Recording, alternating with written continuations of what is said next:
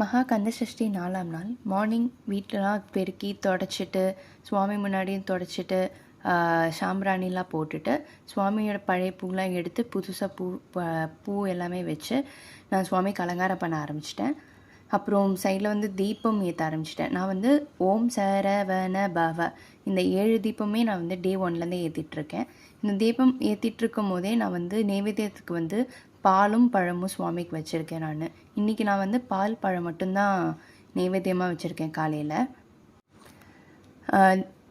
நைவேத்தியம்லாம் முடிஞ்சதுக்கப்புறம் தீபாரணையெல்லாம் எடுத்துகிட்டு அப்புறம் நான் வந்து ஸ்லோகம்லாம் சொல்ல ஆரம்பிச்சிருவேன். நான் வந்து 108 போற்றி, அப்புறம் கந்தசஷ்டி கவசம், கந்த குரு கவசம், வேல்மாறல் இதெல்லாம் படிக்க ஆரம்பிச்சிருவேன். அப்புறம் சிவன் கோவிலுக்கு போயிட்டு இன்றைக்கி சனிக்கிழமை இல்லையா, ஸோ சனீஸ்வர பகவான் போய் வேண்டிட்டு பெருமாள் கோவிலுக்கும் போயிட்டு அப்புறம் நைட்டு வந்து கடைக்கு போயிருந்தேன். நாளைக்கு சுவாமிக்கு பூ வாங்கிறதுக்காக கடைக்கெலாம் போயிட்டு அப்புறம் கோவிலுக்கு போயிருந்தேன். ஈவினிங் கோவிலுக்கு போகவே இல்லை. ஸோ அதனால் கோவிலுக்கு போயிட்டு முருகரை போய் தரிசனம் பண்ணிவிட்டு அப்படியே கொஞ்சம் நேரம் உட்காந்துட்டு ரிட்டர்ன்.